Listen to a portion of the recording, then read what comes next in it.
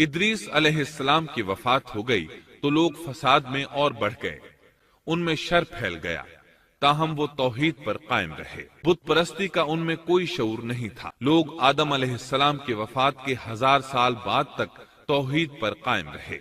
उनमें फिस्क व फुजूर जरूर था, लेकिन शिर्क नहीं था। अल्लाह ताला के इस इरशाद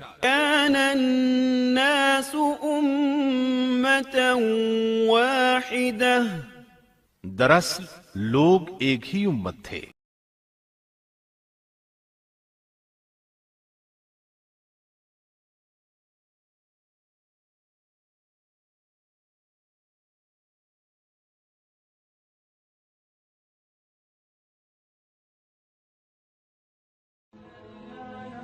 Thanks for watching.